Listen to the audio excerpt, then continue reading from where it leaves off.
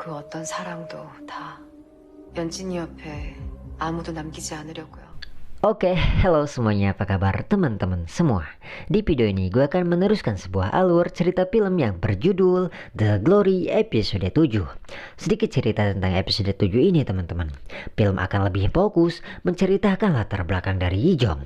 Well, gak usah berlama-lama, langsung kita gas aja ke filmnya. Dan inilah filmnya. Episode 7 ini teman-teman dibuka dengan Yijong yang sebelumnya menyiapkan klinik pribadinya. Lalu cerita pun akan melanjutkan akhir episode kemarin. Setelah Eun memperlihatkan semua luka bekas rundunya di masa lalu, ia pun menceritakan kejadian dirinya sebelum sampai di rumah Yijong. Sambil memperbaiki kancing Eun yang rusak, Yijong pun menanyai Eun siapa pemain yang ingin dikalahkannya dalam permainan Go. Lalu terlihat Eun pun menjawabnya bahwa dia ingin sekali mengalahkan suami dari Yeonji.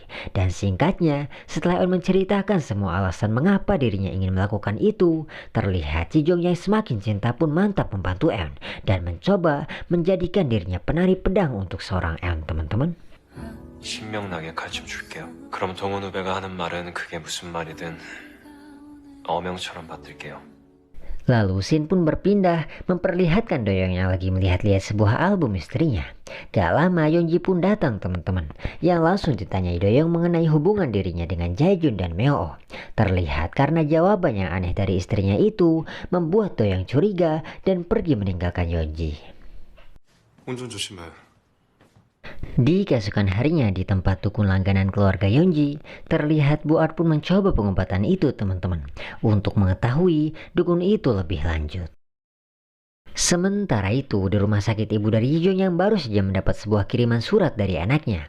Dan setelah Bulpak melihat-lihat surat itu teman-teman, seketika ia pun melihat sebuah surat yang dikirimkan seseorang bernama Kang untuk anaknya.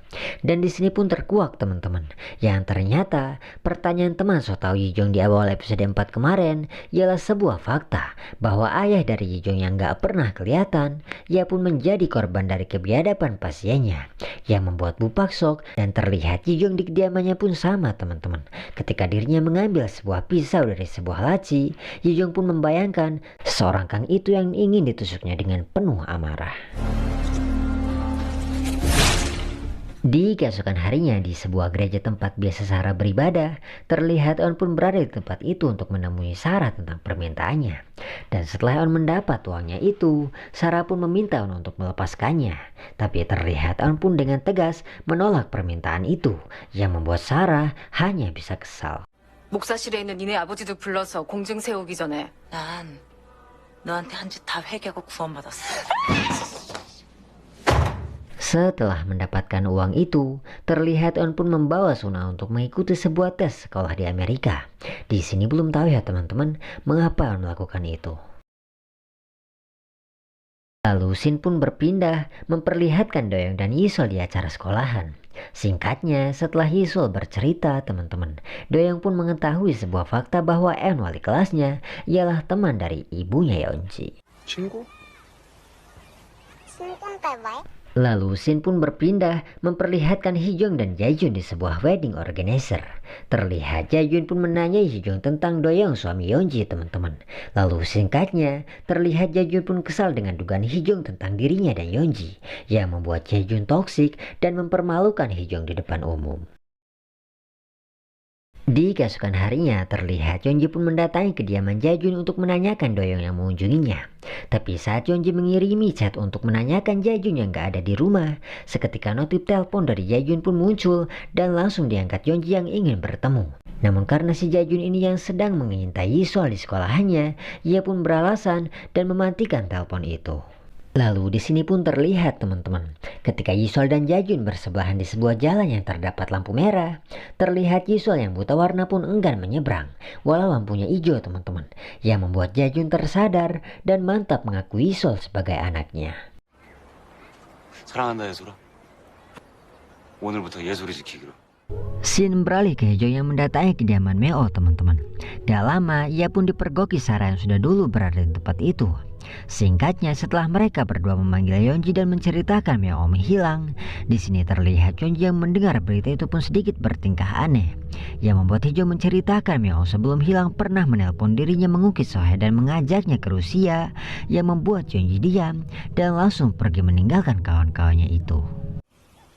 어쩐지. 넌 어떻게 알고? Lalu Shin pun berpindah memperlihatkan Yijong yang baru pulang dan langsung dilihatkan pesan dari Eun, teman-teman. Di sini ceritanya karena dulu Yijong ngechat gak pernah dibales, ia pun meminta si Eun dan memberinya kode rumah untuk berkabar dengan permainan Gonya. Terlihat pesan dari Eun pun merekomendasikan seorang suster pembantu sekaligus suster yang membantunya dulu, dan ketika Yijong langsung melihat suster itu, ia pun langsung menyetujuinya untuk menjadi kolebnya. Setelah itu terlihat Yijong pun bertemu dengan psikiater langganannya. Namun di hari itu terlihat Yijong pun memutuskan dirinya untuk berhenti menjalani terapi itu, karena menurut dirinya sang psikiater gagal menyembuhkannya yang masih terbayang dengan si Kang pembunuh ayahnya. Plus mungkin karena Eun yang mengajak dirinya untuk ikut dalam tarian pedang itu juga ya, teman-teman.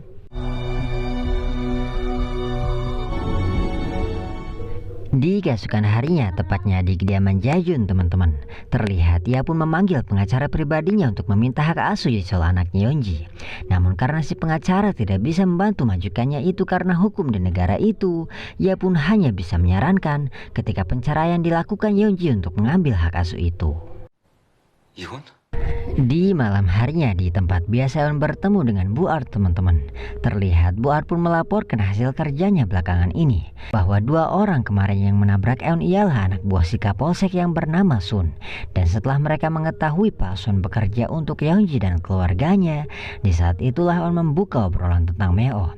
Dan setelah Eun menceritakan panjang lebar Meo yang mungkin bekerja sendiri setelah diberitahunya pembunuh Sohye korban rundung ialah Yeonji, dan Eun pun menyuruh Bu Art untuk menemukan Meo, karena pada saat dirinya di kafe kemarin, teman-teman, Eun pun meminta si Meo untuk merekam pengakuan diri Yeonji yang telah membunuh Yisoo. 박연진의 자백을 영 못 듣게 된 거예요. Shin berpindah ke Hijong yang sedang memeriksakan rahimnya untuk syarat dari mertuanya. Dan setelah ia memberikan hasil check up-nya itu, teman-teman, gak lama Eun pun datang. Di sini hebatnya Eun pun sudah kenal dan disukai charmernya si Hijong. Dan setelah Eun sedikit menyapa Hijong, Eun pun pergi meninggalkan charmernya si Hijong itu. Namun karena si Hijong yang takut Eun membocorkan aibnya, ia pun menghentikan Eun dan meminta Eun untuk berbicara. 얘기 좀 하자 지금. 그럴래? Lalu Shin pun meloncat dan beralih ke Yeonji yang baru sampai di kediaman Jae-jun yang langsung memarahi Jae-jun. Dan setelah si Jae-jun mendengarkan ocehan itu, sekejap ia pun berdiri dan langsung mencekik Yeonji sambil menanyakan tentang Yisol anaknya bukan. Namun karena kasihan, Jae-jun pun melepaskan cekikannya itu, dan seketika terjadilah adegan rumah tangga di ruangan itu. Waduh, parah ini, teman-teman. Selingkuh.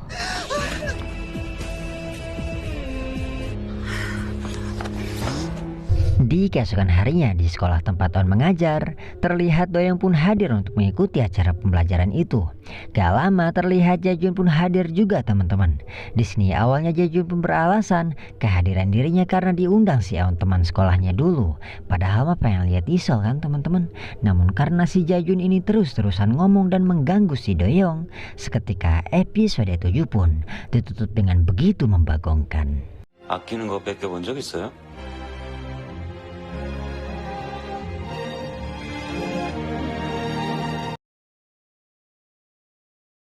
Well, gimana menurut teman-teman semua tentang episode 7 ini?